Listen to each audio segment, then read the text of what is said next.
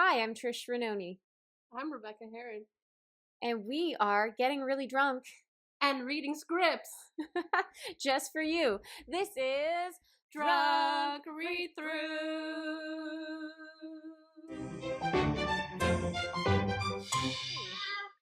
Welcome to another episode of Drunk Read-Throughs. Hello, We everyone. have a very special, I love that casual hello everyone just before like any sort of like intro. If you can guess who that was, we will send you 8 cookies as a gift. Okay, let's not.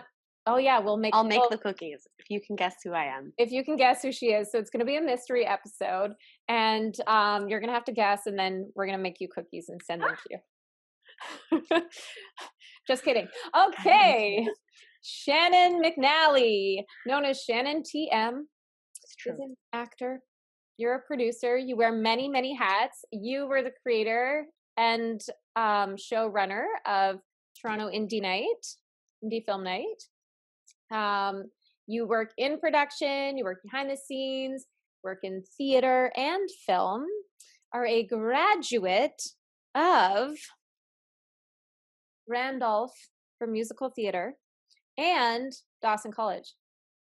That's intense going to... It's definitely like a running joke where people are like, wait, you went to 2 performing arts schools? I'm like, yeah, I did that.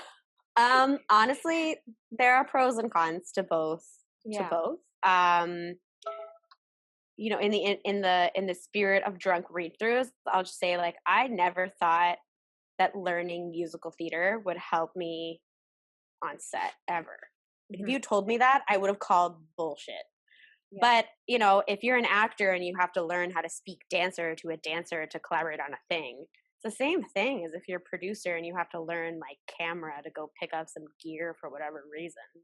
So it was nice to develop the way of like addressing that shorthand quickly with other team members where you're not diminishing either person for not knowing the other skill set.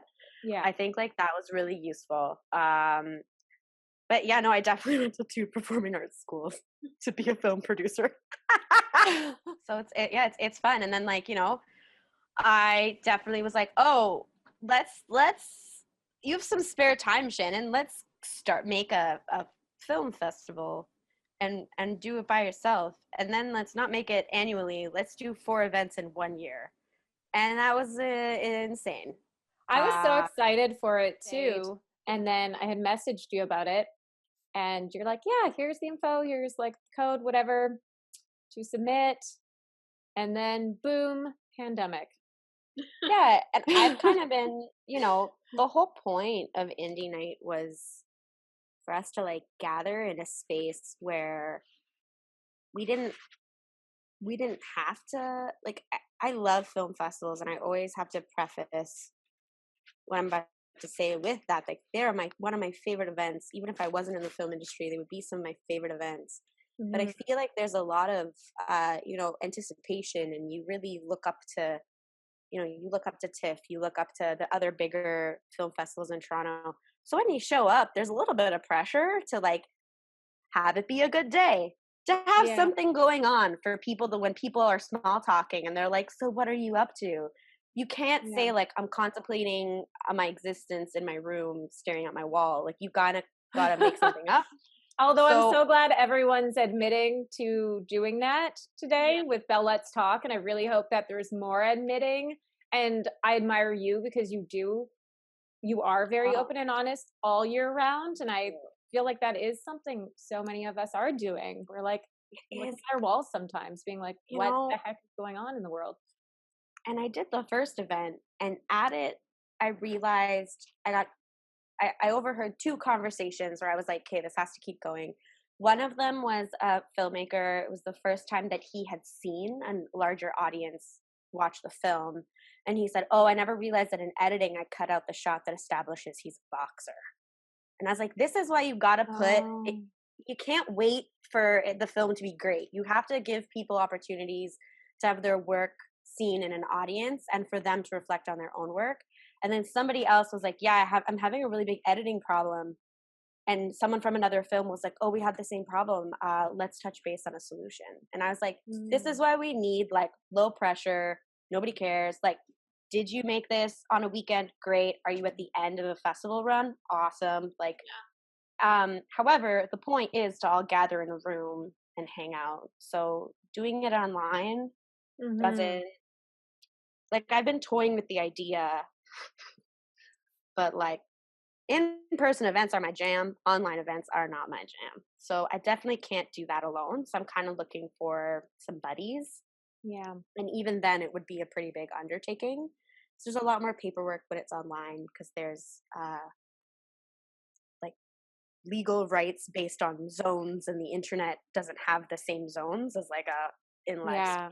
So yeah, I mean, we'll see, but I'm really thankful for the time that I did have with Indie Night and for the filmmakers I was able to connect with, and like for the story of I definitely read Film Fest by myself. Remember, I misspelled a filmmaker's name at one point, and she's a lovely filmmaker who I look up to so deeply. Oh. And she reached out to me. She was like, hey, P.S., you misspelled my last name. And I was like, oh my God, I'm fixing it. And she was like, no, you're not, because you have so much to do. I just wanted to let you know in case you're making anything else, but don't go back and redo any work to fix We something. totally understand. That happened to Yes. us. We were running our festival. Somebody reached out and they're like, by the way, on the website it says this. And I was like, we were like, oh shit. Right? I think we got because it's a hyphenated name, and we got the two names like flipped around. Yeah. But we know the person's name. It was the same sort of situation where we like Shit know just happens. them. Yeah, it was just in a moment of like, you're making a website. We were trying to figure out, we both run the Sioux Film Festival and created it this year during a pandemic. So luckily where we are for the festival, we were able to hold it partially in person because we were in between lockdowns because we had no cases here. So for a time, but now we have cases since like the Are you holidays. in the Sioux right now? Yeah, we're both up here. Oh, sweet.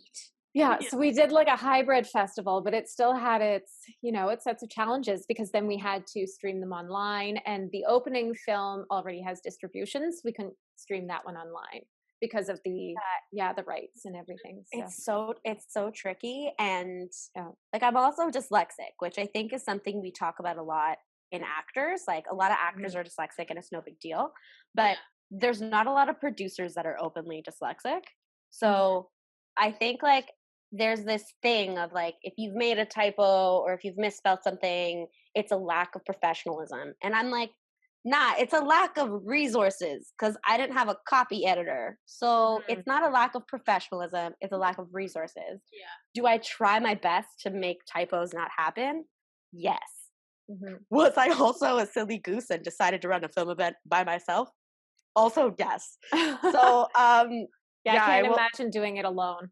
No way. For each event, I would have some people like come on and help for the event itself. Yeah. But the lead up to it, I had a jury. I never chose the films by myself. But besides that, that's a ton of work. So much work. And I have a newfound respect for submission fees. When people are like, it's a $50 submission fee, I'm like, yep. Yes, it is.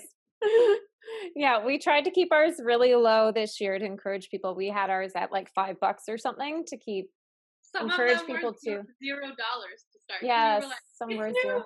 We just want to submit. We love it. Like it was exactly. It wasn't. It is a non-for-profit, so it's not in any way like a way for us to make money. But so we were like, we just want people to submit, and even then you feel bad. You're like, some of these like younger filmmakers, but then you realize all the costs and all the time and energy, which is all a cost. And I do see why a lot of the film festivals have more expensive fees because it's like a full-time job running one. And it's also different goals. Like, we're totally sidetracking. So, but it's different goals, right? Like, sometimes people submit to Indie Night and I was like, no, because you're going to give me your world premiere and I can't give you anything in return because Indie Night, I named it on purpose. I love that idea though. It's a film festival. It's like a celebration of film, but it isn't that you have to be perfect to get in. It's like you want people to see it on a big screen and then realize, oh crap, I'm going to go back to I took out that shot, but now I can go back to the editor or back to the edit suite and add that in and then remaster it and send it off to film festivals or get distribution. Or maybe like you had an amazing festival run, but for, if anyone's done a festival run, we know that it's this like sweet spot of like money, time, submission, like making sure that your film is done before the cutoff date and ready before, like it's a big thing. And maybe you just didn't get a Toronto premiere and your whole crew is in Toronto and they haven't had a chance to see it. Like, sure, you could throw yourself a party, or we could all just like, 7 of us can just all throw each other a party together. And that's kind of like, I'm really looking forward to bringing that back once we can be in person. And it's not off the table to do it online, but I'm zoomed out. I don't know if I could, but maybe. I don't know. We digress. What are y'all drinking? Ooh, I am having a red wine, and it has been since Christmas, I think, that I've drank red wine. So this is, and we just recorded an episode. So I took a little wine break. I had a decaf coffee in between, but we were guests on a podcast earlier. So fun! And they also drank on their podcast. So had a glass of red wine on that one, and then had coffee, and then now back to the red wine. That's awesome. What about you, Rebecca? I am drinking Pepsi and rum. Ooh. In our Read-Thrus mug. We have the Pepsi, but we have merch. I have the hoodie on. Rebecca has the t-shirt and the mug. Can I swear here? Is this a swearing? Yes. Okay, that's fucking cool. Swear away. Yeah. This is fucking cool. That's fucking cool. That's so cool. Yeah, we actually had our first fan art, actually, which was pretty amazing. And now I want to make shirts out of that too. So that's nice. Oh, out of the pink one? Yeah, the fan art is bright pink, which is really cool. I feel like it like meshes our 180 sisterhood with the drunk read-throughs, and it's very us. Yeah. That's awesome. And it's the cartoon version of us, basically. Yeah, the cartoons. We'll have to get some hoodies like that and all this stuff. There's like aprons. There's all sorts of things. We have one that just says sisterhood because we figured that's like more general rather than putting like 180 sisterhood, which is our production company. We put sisterhood, so they're the sister hoodies. I saw that and loved it. Celebrating females in this business and any business, because let's be honest, we need to be celebrated because for so many years we weren't. I am watching Mad Men and fuck that way of life. Oh my god. Yes. Fuck it. I saw a meme that was like, the reason you rewatch TV shows, it was all these positive things, or it's like it's a sense of security because you know it's gonna happen. And I was like, there's very few TV shows that I can watch without being offended. That's what I've noticed in COVID is like I rewatched True Blood, and I was definitely like, okay, some stuff wouldn't fly. I have not seen that in maybe 10, 12 years. So I feel like, it would be shocking to put it on just to see. Yeah. Even Friends. I have Friends going on replay all day here, but it's like, I know it was just a different time and that it is what it is, and it sucks that it was like that and that we're still, trying to get away from that. But yeah, even Friends, some of my favorite shows, I'm like, ooh, like, why did that? He just walked up to her and kissed her. That's assault. So yeah, it's so many moments like that. I'm been I mean, it's like shows from the 70s and 80s. Believe it or not, are actually not as offensive as shows from the 90s. The 90s was trying to be more like cool and rebellious, but it just wasn't really cool looking back. It was just offensive. The shows in the 70s and 80s were like, here is your teachable moment, audience. You're definitely a liberal show. You know what I just realized, you two? So you grew up you were born in Canada, but you grew up in Mexico, right, Shannon? Yeah. And Rebecca's family is from Mexico. That's where your mom was born. Yeah. And producers. And I feel like there's like so many connections here that I'm putting together. That's wild. Rebecca, did you like where in Mexico was your mom born? Mexico City, but like our family is from Campeche. Oh, cool. I grew up just south of Cancun in a like really small village that's now a big village. Yeah. It's weird. I think it's always something, as an actor, it's been something that's been weird to speak to because I'm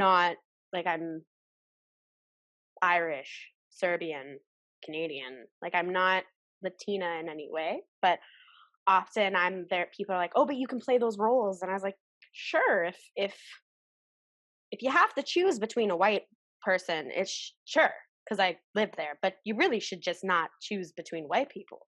Mm-hmm. That's kind of, it's like, yeah, I can speak to it kind of like I speak Spanish. It was my second language. Like I moved there when I was 7. It's my first memories, but I'm not Latina. And I always find it weird that either people get it right away or it's like a long conversation about how that could possibly happen. And I'm like, okay, this is weird. But it's like someone can't move somewhere.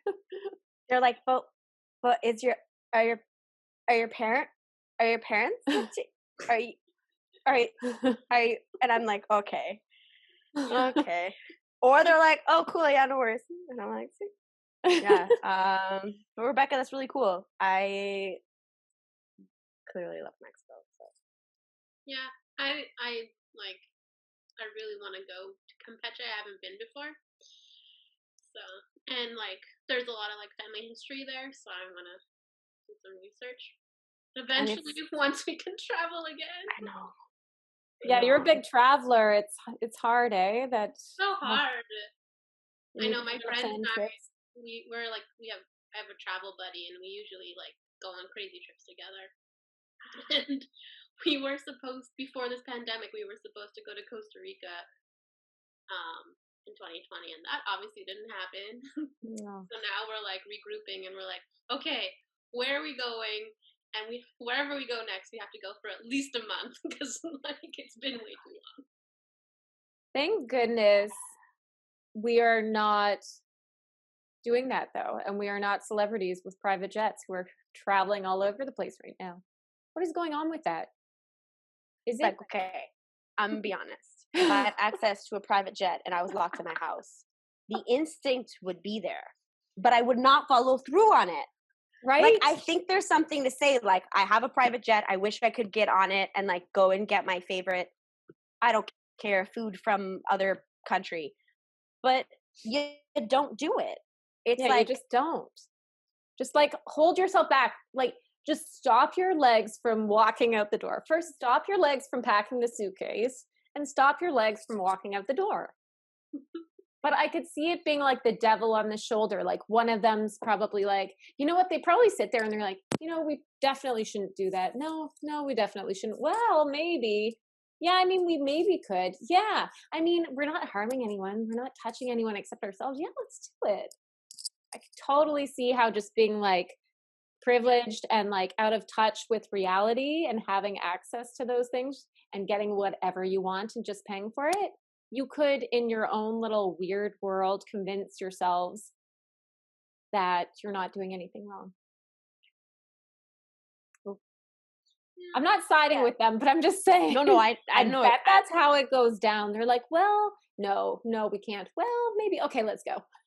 Yeah. So bad. But they're all doing it. They are. Like all these influencers or like super famous people. Like, the US is like horribly bad. Okay, the US is everything's open. Yeah, everything's open. They don't give a shit. Like, They're definitely not in a lockdown because anyone I know in LA through this business, when I see them on Instagram, they're in restaurants. They're like living life. No, LA is locked down. Yeah. And why are they in restaurants? Maybe they're on I think patios. they're later gramming. Or maybe that's a thing in LA. They have to like keep up with looking sceney, so they have like later grams, and they're like, "Oh yeah, I'm just gonna toss this in here and pretend I know like that I I'm had out doing stuff." I know I had one friend who was a filmmaker, and for a week they posted and like tagged like photos from them when they had been in LA like a year ago as an experiment to see how many people would think that they went to LA for a week. And a lot of people did. And I was like, whoa, so you only exist online? And they're like, yeah, I can like let people think different ways about my career because I just, changed my location online. And I was like, I have seen that where I'm onto them. Like I know which actresses are in Toronto, but are always posting they're very selective about what they post. Like it looks like it's very branded. It's all travel photos. So I'm like, I know she's not traveling right now. I know I just saw her. This was like back when we could see people. Like I just spotted her at this bus station, but then on Instagram, she's in LA or whatever. And in a way, like there was a time when I was visiting there and I was like, I should just get a camera roll full of photos, like 2,000 photos, and space them out throughout the year and make it look like I've moved here. So then producers want to hire you because they do, casting directors do that. They're like, oh, she went to LA. Okay, I'm going to cast this person. Right? And they do that. But then I'm just one of those impulsive people who is like, today I'm not going to post to Instagram at all. And then by the end of the day, I've posted 10 stories so people know exactly where I am and exactly what I'm doing at all times. So I'm not strategic enough and like private enough to do it. I'm not organized enough. I honestly or like care enough. I just don't give a shit. I'm like, nobody's looking at me anyway. Who cares? Actually, we're probably doing more in Sault Ste. Marie than we would be doing in LA. Yeah. I totally thought you both were in Toronto. Oh, look at that. Look at that. We're living it up. Actually, Rebecca relocated here because we have some stuff up here that we're working on and then can do the day job producing over Zoom from the Sioux. So it worked out. Yeah. I feel like you can do whatever you want to do in any city these days. If you have the work ethic and you've built some connections, you put in the work and you understand your industry, you can do it anywhere. Maybe not for every job, but for our job and for a lot of other jobs now, especially with the, with things switching over to being on Zoom now. Oh yeah. It's definitely a game changer. Yeah. As long as you have internet, you're fine. Like even when I travel, I'm never off work. I'm always like connected and answering emails all the time. And my friends are like, can you just put your phone down? And it's like, no, guys. I work 24/7. I got like 5 companies to manage. I got email.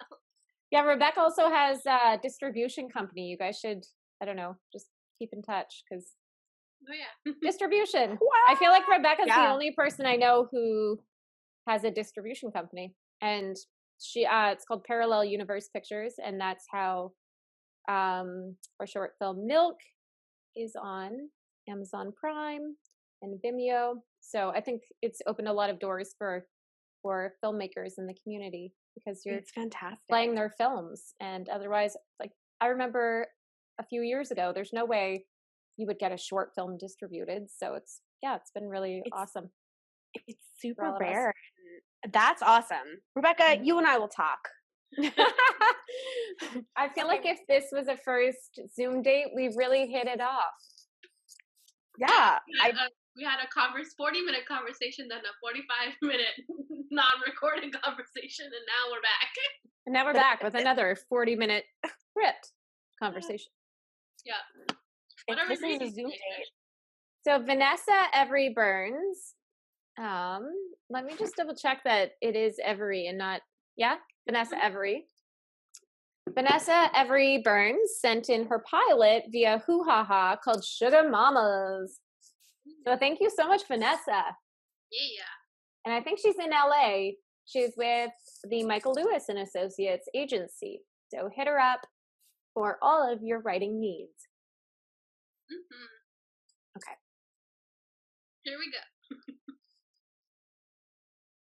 Cold, open, exterior, trendy cocktail bar, curbside courtyard day. At a table sits Brandy, late 40s, but only her license knows. I like that. She's stylish yet conservative. Next to her sits Ivory, 30, the kind of beauty that lends itself to gold digging, but adorably vacant. They're the most important people there, so they think. They sip champagne with Taylor, 40s, a confident African-American woman and fashionista struts towards them. Taylor. Hey, Brandy babes. Taylor, sweetie. Brandy and Taylor exchange a double kiss. Look at you, skinny mini. Really? It's this new Victoria Beckham collection. Everything is made from the same fabric they use in sauna suits. It's like I'm sitting in a steam room all day. Taylor watches a bead of sweat drip from Brandy's forehead. And you must be the new girl.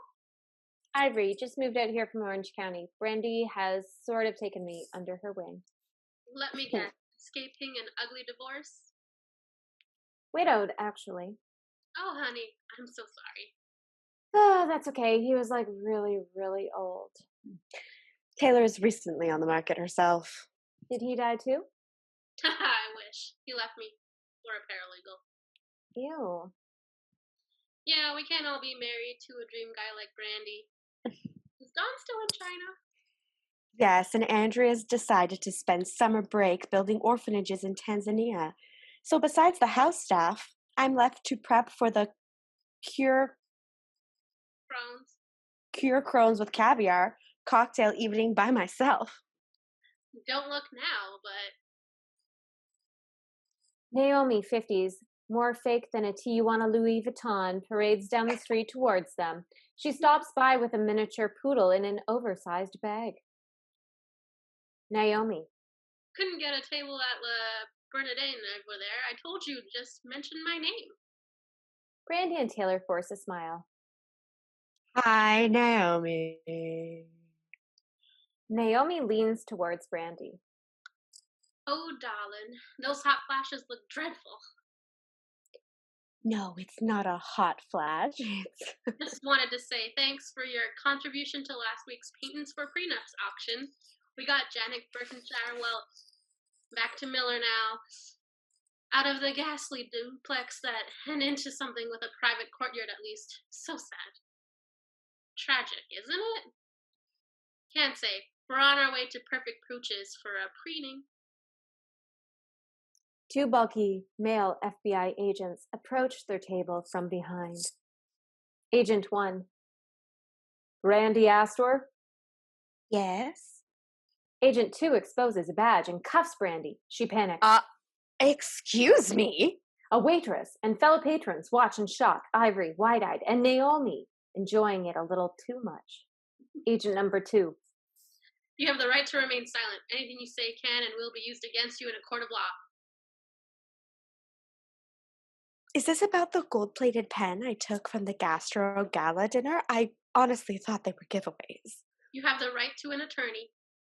The agent escorts Brandy into the street towards a black car parked on the curb. Naomi, Taylor, and Ivory chase them out. Babe, what's going on? If you cannot afford an attorney, one will be appointed to you. Of course I can afford one. Keep your voice down. Oh my God, call my lawyer. Brandy keeps a calm demeanor. Brandy keeps a calm demeanor and smiles at onlookers. Small misunderstanding. Agent number 2 pushes Brandy into the car. Taylor, Naomi, and Ivory watch in disbelief as the agents get into the car and drive off. Naomi smirks. Ivory seems confused. The waitress stands behind them with the bill. I thought they were just strippers. End of cold open. Dun, dun, dun. This is really fun. Guy, what the? Act 1. Interior, high-rise, lawyer's office, day. Brandy sports a new designer outfit. She sits far across from Alan, 40s, typical lawyer type, at a large mahogany desk. He scans paperwork as Brandy fidgets. He's been under investigation for a while now. 3 counts of business fraud, and this time $2 million in company debt. Disappeared without a trace. Genius. No, Alan. It's impossible. He's cleared both business and personal accounts. Well, there must have been a mix-up. Don's a good man, a family man.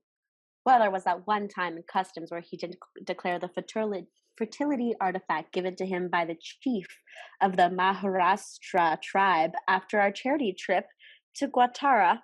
But that was years ago. We conceived our daughter with it.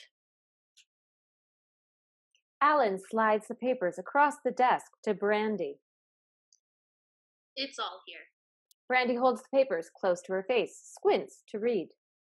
$20,000 at Exquisites. But he hasn't given me jewelry since our silver anniversary. Alan dodges eye contact with her. Brandy, I empathize with you, but as CFO of this company, you could face jail time. CFO? What are you talking about? Chief Financial Officer? Brandy stares blankly as Alan shows her the contract and points to her signature. You signed the contract here. I thought we were just role playing. We made love on top of the papers afterwards. Alan drops the papers and pumps some sanitizer on his hands. Ooh, very relevant. That makes you responsible for the company's finances, including the $10,000 debt. Debt? If the money isn't paid back in full by end of this month, you will be held accountable for money laundering and potentially all of the company's liabilities. What am I supposed to do? Am I going to lose my home? The house is under your daughter's name, so they can't touch that. What? I assumed you knew. I thought it was strange, but it makes sense now. I guess he was hiding assets. He was hiding assets, all right. It must be worth over $6 million. Speak to Andrea, sell it and downsize. You should be able to continue living a decent life. A decent life? Exterior townhouse day. A Mercedes convertible pulls up in front of a mansion-sized townhouse with big front garden.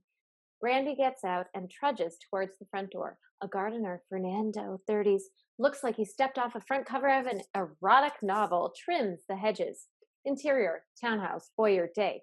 Grand with high ceilings and a chandelier. Brandy enters to find it's been ransacked. The furniture is all there, but it's bare. The only thing left on the wall is a larger-than-life nude portrait of Don and Brandy concealing their private parts. Housekeeper Melissa, 50s, adorably pint-sized, circles about the place in a hysterical fit. Ma'am, I'm so sorry. They just kicked in the door. What else did they take? Just the sculptures and the art. They didn't want that one. Melissa points to the nude portrait. Brandy walks over and slides it off to the side. Reveal a lock safe behind it. Phew. Exterior, Midtown. Doggy. Not doggy.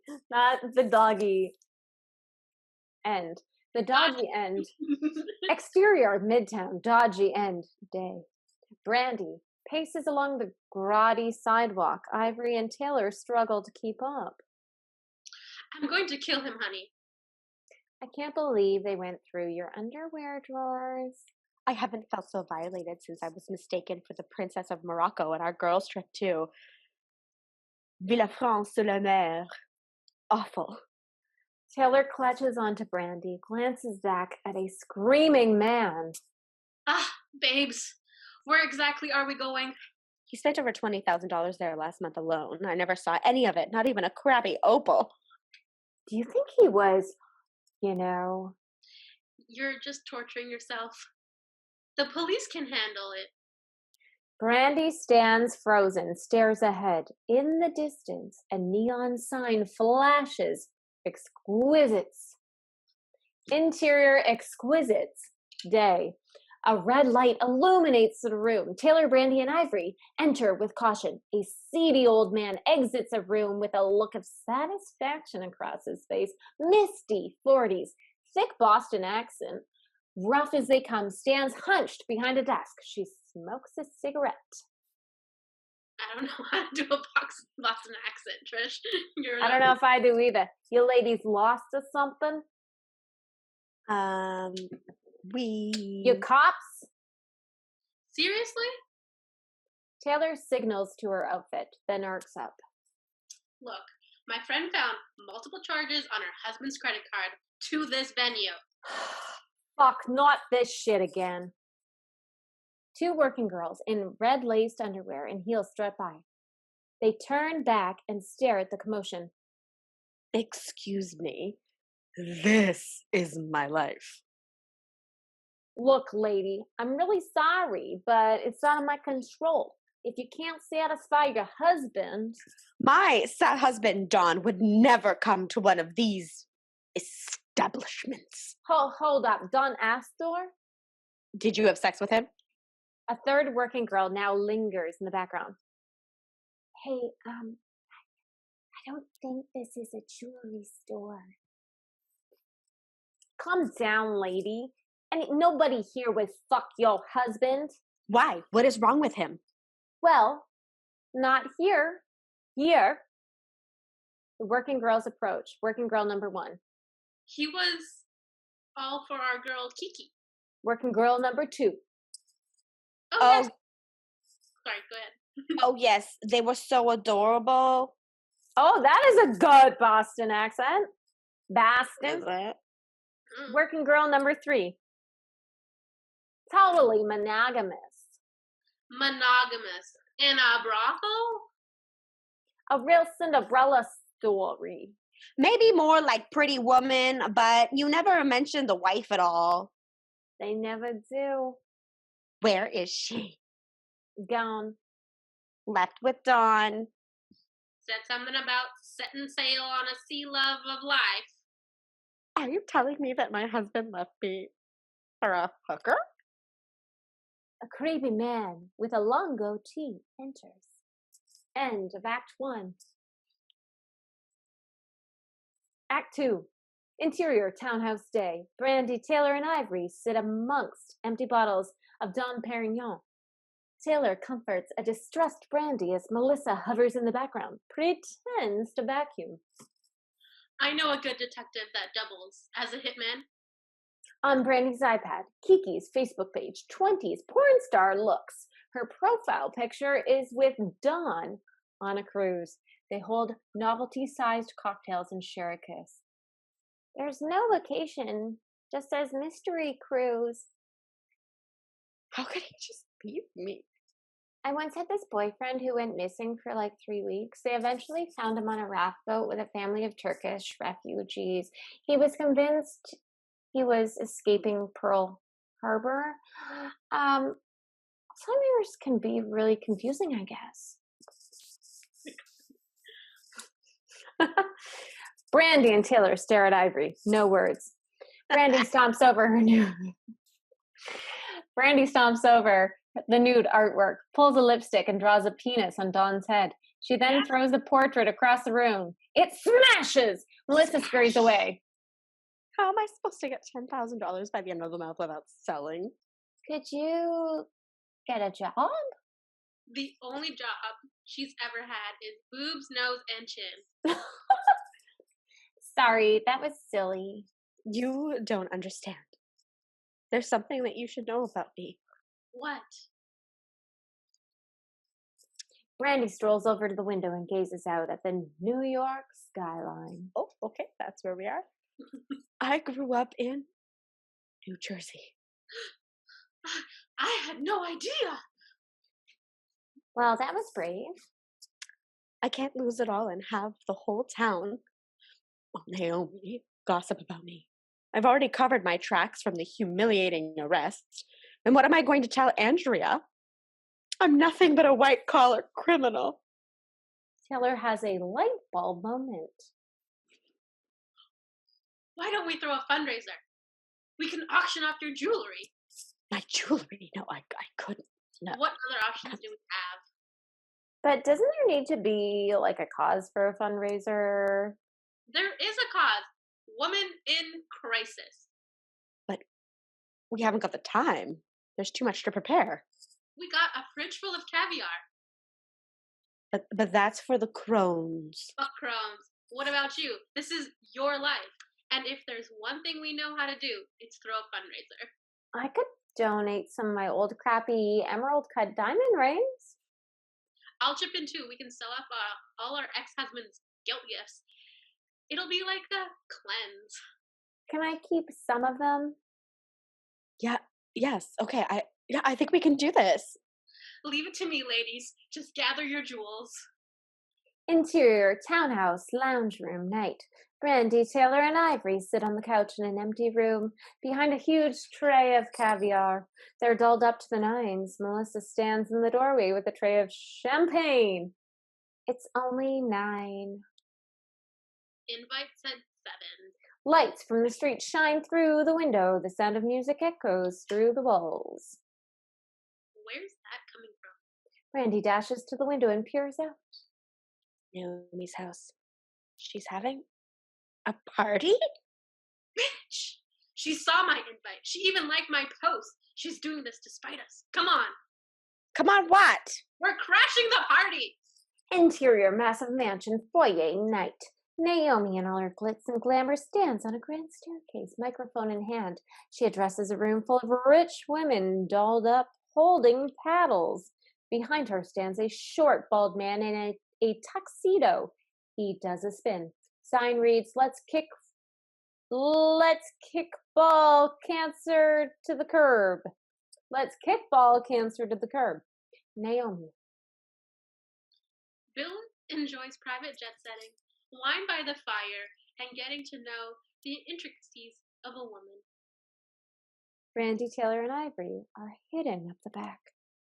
I think that's my gynecologist. Ew, that's awkward. What is this? It's a bachelor auction for men with testicular cancer. Ivory inspects the bachelors waiting on the staircase in a lineup, all very average looking. They're nervous. That's so sad. They don't look sick. Taylor shakes her head. I'll start the bidding at 7,000. A rich woman raises her paddle. Rich woman won. 7,000! 7,000! Bidding remains muffled in the background. Taylor recognizes a chubby man in the lineup. He waves. That's Larry, my accountant. Let's get out of here before Naomi ropes us into buying one of these duds. Sold for $12,000.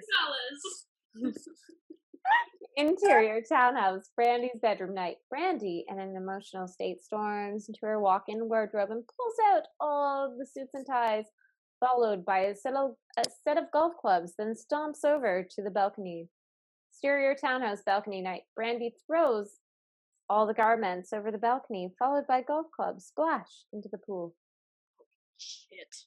Exterior downtown day. Brandy drives her Mercedes convertible and stops at a red light. She spots an attractive musician on the sidewalk. He winks at her as a man throws loose change in his case. He's distracted as the light goes green. Angry driver. Move it, you rich bitch! Brandy drives past a group of hot young men. They wash cars shirtless, exposing their rock-hard abs. Sign reads, $5 wash. Send us to the finals. Brandy stares at them as her car zigzags across the road. The car behind swerves. Beep! Interior golf pro shop day. Brandy inspects a golf club when Matt, late 20s, goofy cute with longish hair, uniform and a name badge approaches. Matt. Looking for anything particular? Oh, just something I could smash a set of balls with. Uh, Hey, I know you. Matt points to a framed picture on hole-in-one Wall of Fame. It's Dawn and Brandy. They're smiling, holding up a finger. Brandy breaks down. Did 27 years of marriage mean nothing? Raising a daughter?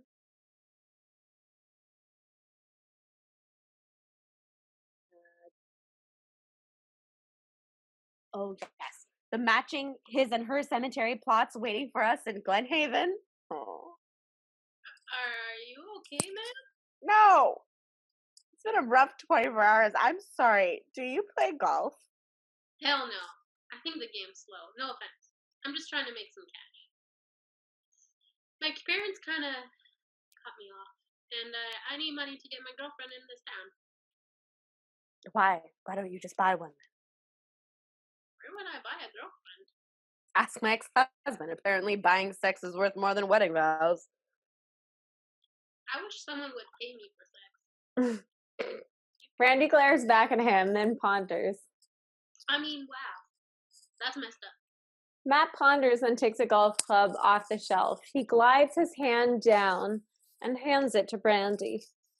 The GX7 hybrid has a good flexible shaft on it.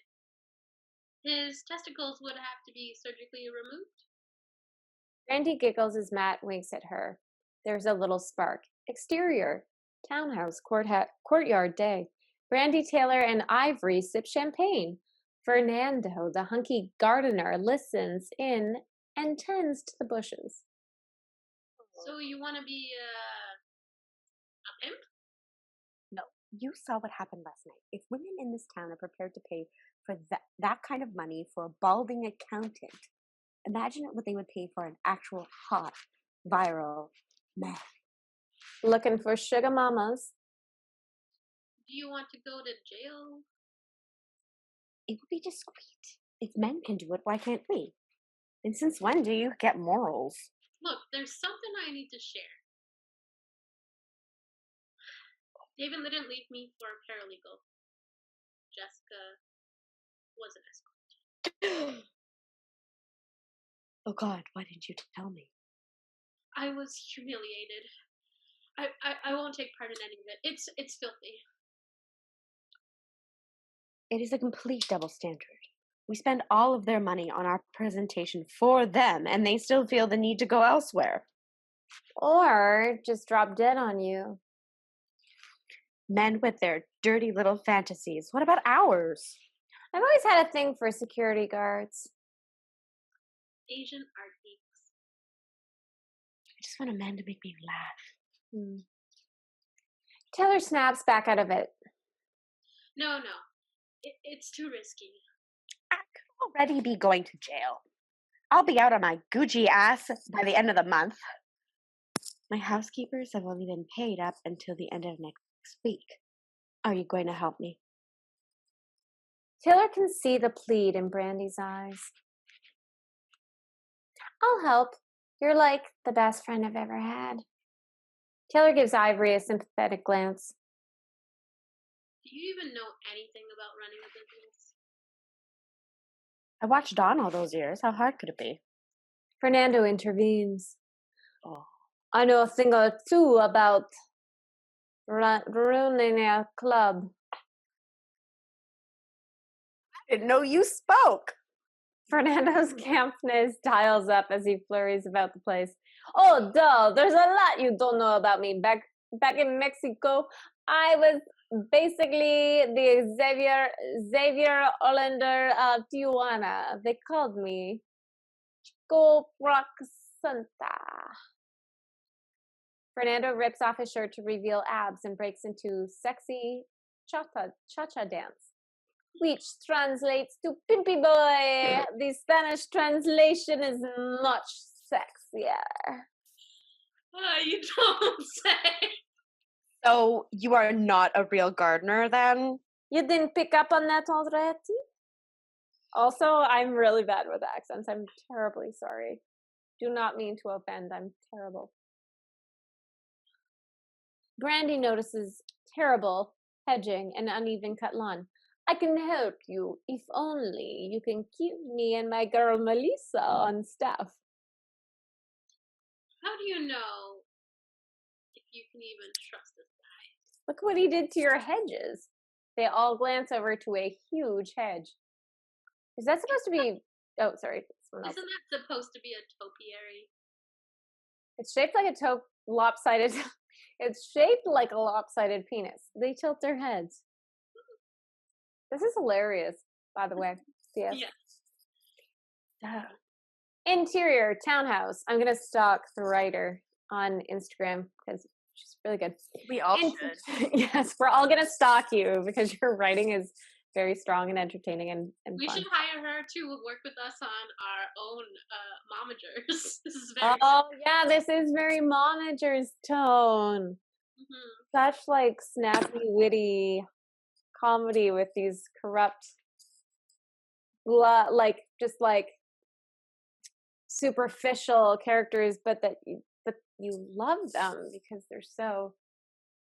I just enjoy that I'm reading it, and more often than not, I'm like, I'm too young to play that character. That never happens because I'm 30. I know. It's great.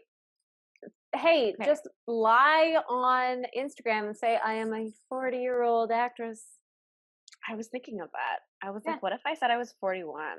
Then just say you're 41. Well, guys, we only have 10 minutes. Who's gonna know? Who's gonna be like, that girl lied and said she was older than she is? Also, I want the audience to know that I'm muting myself to burp because I have the burpees now because I've drunk too much White Claw. I just wanted everyone to know that. Just burp, let it loose. Okay. This is a burp-friendly podcast. Okay. It's a many-friendly podcast. It's an anything you want to do or be podcast. Yeah. All right.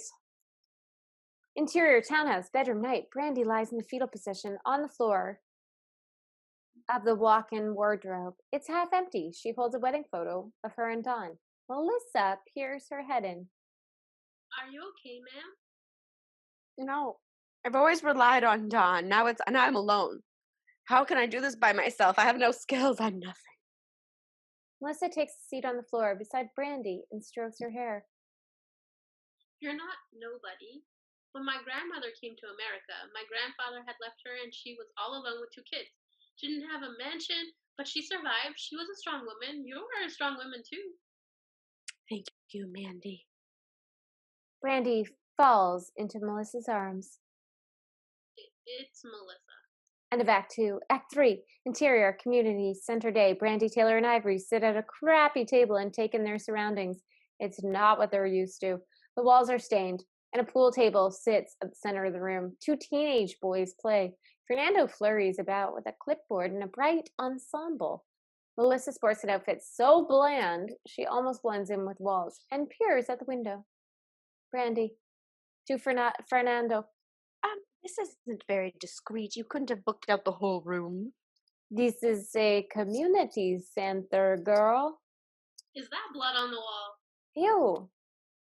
Oh, man. There's some really cute ones out there. Young, strong. I just didn't expect so many men to show up. A bulky security guard walks through. Ivory eye fucks him. Fernando. Yeah, girl. Fernando. Well, you wanted options. I've got fat ones, skinny ones, black ones, white ones, smart ones, dumb. Old. You didn't print in the ad. Gigolo. Did you?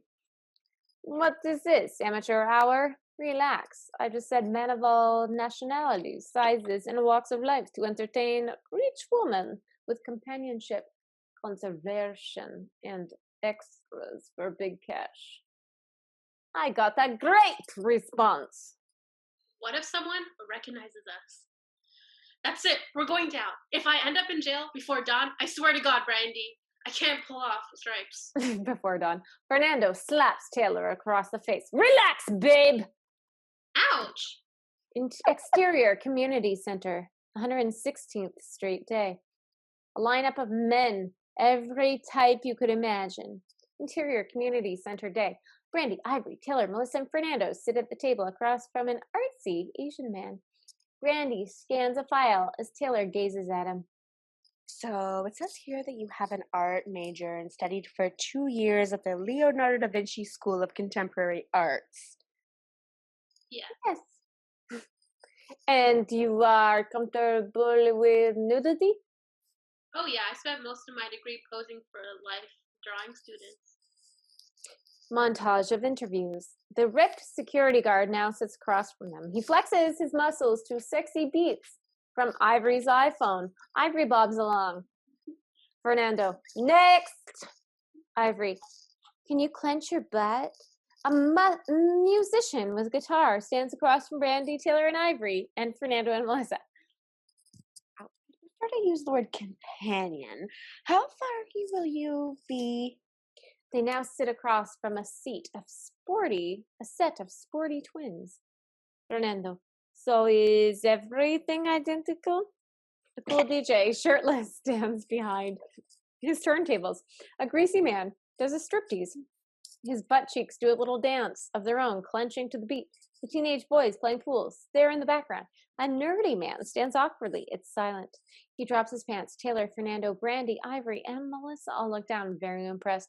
An opera singer belts out a magnificent tone. The twins remove their shirts and do a lip sync, in sync, not lip sync, in sync pet dance. The artsy Asian man now stands in a life drawing pose, nude. They all stand across from a cute, chubby guy. They watch him finish off a hamburger. And montage. Continued from montage. Cute, chubby guy. Or should I take off my shirt? That's okay. We get the picture. Thank you so much for coming in. Melissa escorts the cute, chubby guy out. No one's left. When Matt in the golf pro shop peers his head around. Is it not too late? Is it? Brandy turns in the other direction. She's startled. Shit, oh shit, oh shit, oh shit, oh shit. It's just Brandy and Matt left at the table now. She avoids eye contact as she hides behind his resume. So, Matt, is it? Matt or Matthew. Mom calls me Maddie. Sorry, that's weird to mention. My mom. It says here that you work part-time at the Ravenwood Golf Pro Shop. That's a little close to home for our clientele base. I can really change my look up. He removes his glasses and ties his hair up into a man bun. Brandy glances up quickly. He looks hot. Okay, so any special skills? Well, I'm actually trying to crack into stand-up comedy. Mm. The Upper East Side women could do with a laugh. No offense, but most of them look like they've got a 9-iron stuck up their ass. I'd like to help dislodge that. Brandy giggles. Have we met? You seem really familiar. No. Matt snatches his resume back. It's you! Wait, it's you from the golf shop. The cute, angry lady, cheating husband? Oh, well, okay, so you see. They shot a gunshots and a scream. Hurry the fuck up, Brandy! Interior, townhouse, foyer, evening. The damaged nude portrait is back on the wall. A red light shines over her front desk. Brandy wears a tight little black dress and heels. Taylor, Ivory, Melissa, and Fernando are also dressed sexy. They raise a glass of champagne. Fernando, here's to Madame Brandy. I'm already regretting this. This is so exciting. Cheers. They clink their glasses together. Exterior, townhouse, foyer, night. A high-end crowd of 10 mature women flock to the door. Interior, townhouse, night. Brandy peers out the window. She's in panic mode. I'm nervous. It's not too late to pull out. Brandy whacks Taylor and tugs her dress down. You look like a hooker. I look like a hooker. Hey, that's my dress. Fernando. No, you look. Sorry, I was looking at the time. We have 3 minutes. Hey, you look like a madame. Where did you even find these women? Behind them, the gigolos from the auction, including Matt, wait in anticipation. Fernando, relax. The site they used is completely confidential and high-end. These women are rich, old, and they've been doing this for a long time. They look about my age. Oh. What if the police show up? It's a fundraising event for sexual health. He winks. Charity event. It's the perfect front for a brothel. I feel like a total sham. Honey, you are. And you've got this. We all need a Fernando in our lives. Brandy sucks it up, takes a deep breath. Okay, yes, I got this. Brandy walks to the gigolo line like a general inspecting her troops. Ivory, Taylor, Fernando, and Melissa hover behind. You ready, boys? The gigolos nod. They're all different levels of nerves. Brandy walks over to the door and opens it. 10 mature women, all shapes and sizes. Age range from 40 to 80. Please come in. The mature women beeline for the gigolos without hesitation, eyelining them like slabs of beef. Ladies, take the men of your choice and follow me. The mature women follow Fernando and escort their gigolos upstairs. Matt's arm is linked to the oldest lady there, about 80. She's covered head to toe in jewels. Matt shares an awkward glance with Brandy as he passes. He seems terrified as Brandy chuckles. Interior townhouse foyer morning. I feel like we're gonna get cut off. We should rejoin. Brandy asleep at the desk awakes to her iPhone ringing. It's a FaceTime request from Andrea. Time reads 6:05 a.m. Brandy. Ah, shit! Brandy adjusts her dress to hide her cleavage and does a quick fix to her hair and then accepts the FaceTime. Okay, let's disconnect and edit and come back to this. Yeah. Recess. So close, guys. So close. Recess. So close. Page 28. 28. Mhm.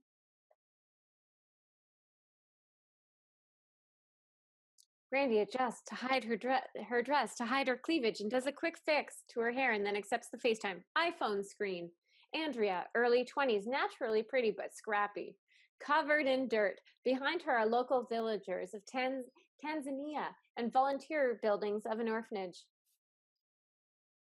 Sweetheart, how are you? Look. Okay, how are you? I'm having the best experience. I have this new appreciation for life. These people have nothing, and yet they are so grateful and beautiful. It makes me realize just how lucky we are. Yes. So lucky. Andrea focuses on the nude portrait behind Brandy. Why does Dad have a penis drawn on his head? Brandy redirects her Oh. iPhone. Oh, that's weird. How did that get there? Is Dad still in China? I haven't spoken to him in ages. Back to scene. A mature woman tiptoes past Brandy, holding her heels. The cute, chubby guy follows close behind. Mature woman 1. Where should I leave the money? iPhone screen. Andrea seems confused. Mom, who is that? Honey, I can't hear you. It's a bad connection. Yeah, I think it's dropping. Yeah, the phone call's definitely dropping. Mom, can you hear me? Mom. Brandy hangs up and then drops her iPhone on the desk. Back to scene. Brandy. I'll take it, thanks. The mature woman hands a pile of cash to Brandy. No, thank you. I'll tell all my friends about it. She leaves with a lack of satisfaction on her face. Friends, I'm reading the line from before. She leaves with a look of satisfaction on her face. Do you have snacks? That was cute, chubby guy, by the way, for anyone listening who can't see the script. Do you have snacks? Brandy. There's caviar in the kitchen. Brandy points towards the kitchen as cute, chubby guy exits. Matt comes down the stairs very, very slowly with the old lady. Brandy stares. He walks her to the front door and hugs her goodbye. She hands him a pile of $100 bills, then leaves. Wow. Big night there? Matt laughs and approaches her. Yeah, for an old bird, she really took it out of me. Really? Oh yeah, she didn't want to stop. Okay. I've heard enough.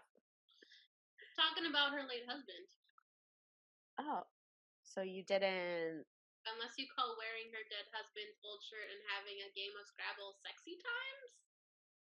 You're serious? I call that sexy. Brandy's iPhone, yeah, like Scrabble is the sexiest. Love Brandy's, yeah, right? Making words with like an X or a Y or on a triple word score is the hottest thing ever. Brandy's iPhone rings. FaceTime requests from Andrea. She silences it. It was actually really sweet. I just hope that one day I meet someone who loves me that much. You're a unique guy, Matt. So I'm told. I'm sure you'll meet someone special. With her original hips and teeth, hopefully. Matt laughs. Exterior townhouse morning. Matt passes two mature women waiting on the curb of shame. They hide behind big sunglasses to avoid eye contact. Interior townhouse foyer morning. Brandy counts a huge sum of cash sprawled out across the desk when Taylor sneaks down the stairs. Her hair is in disarray and dress on inside out. The artsy Asian man follows close behind, groping her bottom. Brandy glances up. Taylor freezes. It's not look like what it looks like. End of Act 3. Tag. Exterior. Bank. Day. Brandy wanders out of the bank with an air of confidence. She secures big sunglasses over her face and struts down the street with a smirk. Standing outside a men's clothing store is Naomi. She signals to Brandy there is nowhere to hide. They exchange a fake double kiss. Naomi. Hello, darling. Did I see you sneaking off at the bachelor auction? Things a bit tight? Oh, no, it's not that. Gone back from China yet? He had to prolong the trip due to a peak in the stocks or something. It might be a few months. Oh, that's why I'm so happy that Art Harold has the jet. He can sort of hop back and forth without a fuss. Matt exits the store with shopping bags and glances to Naomi and Brandy as if he's seen a ghost. Oh, there you are. Thought you got lost in there. Naomi grabs Matt by the arms. Brandy peers around. Awkward. Brandy, I'm not sure if you met my eldest son, Matt. Brandy and Matt lock eyes. End of show. Oh, shit! Vanessa! This is good! Oh. Yo, can somebody make this, but in like 8 years so I can play this role? Naomi? They can do age makeup. I feel like a pilot of this caliber is worthy of some decent funding with a really good network so they can pay for age makeup. But also, it also, like, there are some 45-year-old actresses that deserve a role of this caliber. You're right. That is true. That is true. Okay. Series predictions. Go. Ooh.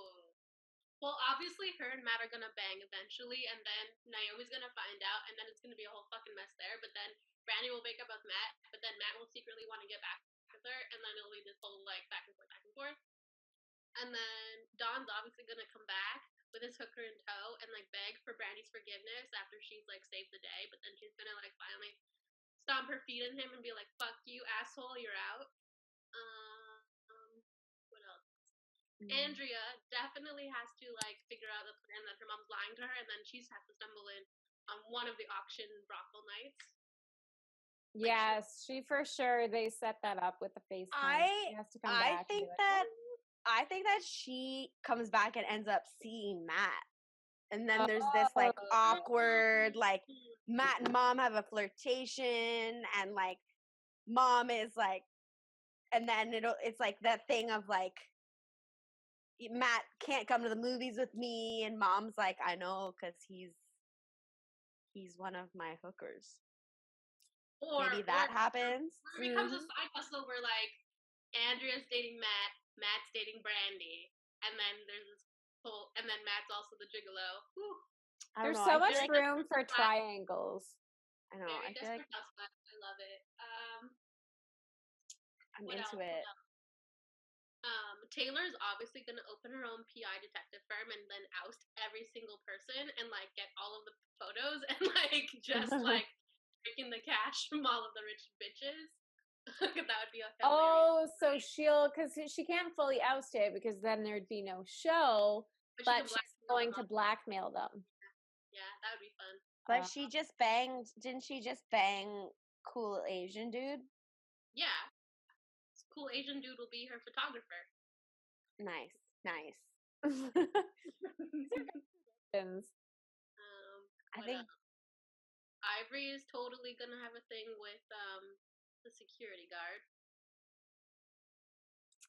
I want to see. I'm into Fernando.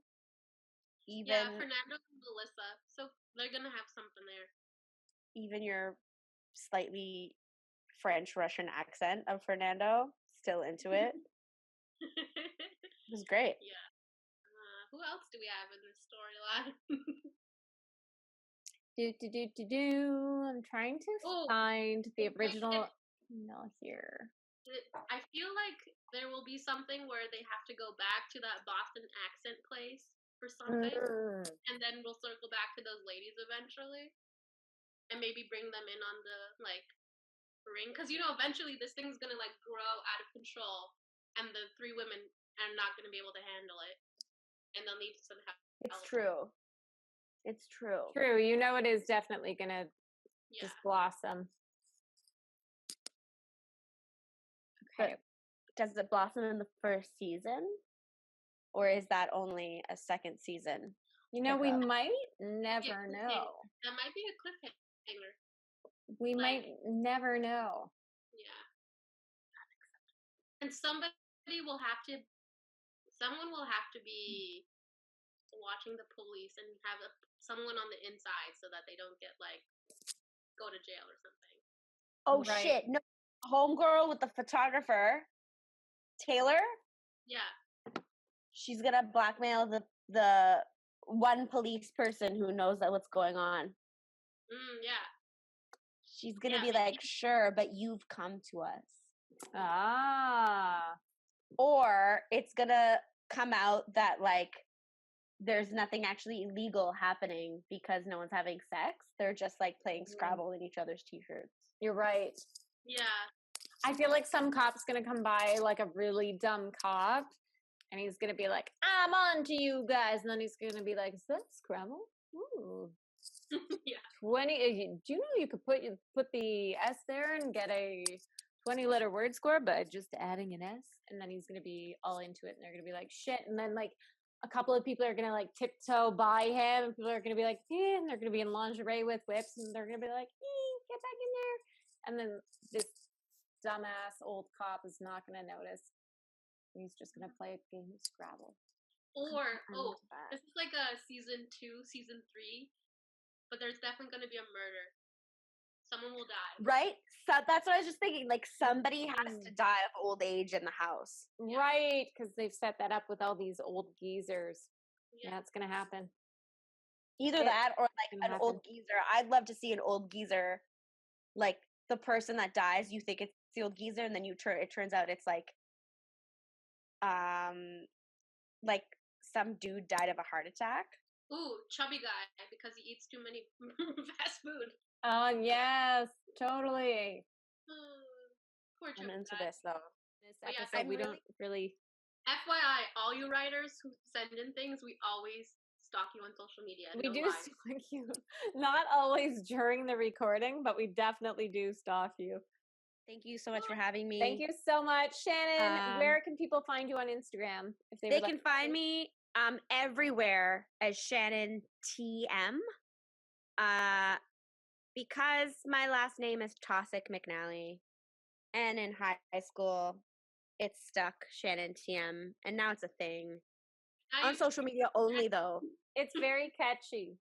It is, but I refuse to make it my stage name because I just won't be able to take myself seriously if I'm Shannon Trademark. That's weird. Is it? I don't know. If you don't, if you think actually your initials. So if someone was like, "Is that trademark?" You're like, "No, it's my initials." My initials. I was born this way, I was born this way. If people think it isn't weird and that I should start going by Shannon TM, then send me a message. Let's be friends. Please your case.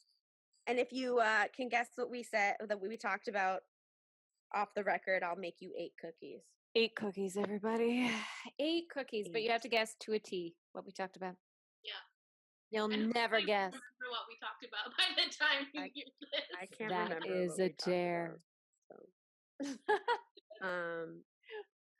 Thanks for tuning in. My friends. Okay. Of course. Thank you so Bye, much. everyone. Have a wonderful evening. Thanks for listening. Bye. You're listening to Drunk Read-Thrus. Drunk Read-Thrus. Drunk Read-Thrus. Okay, bye.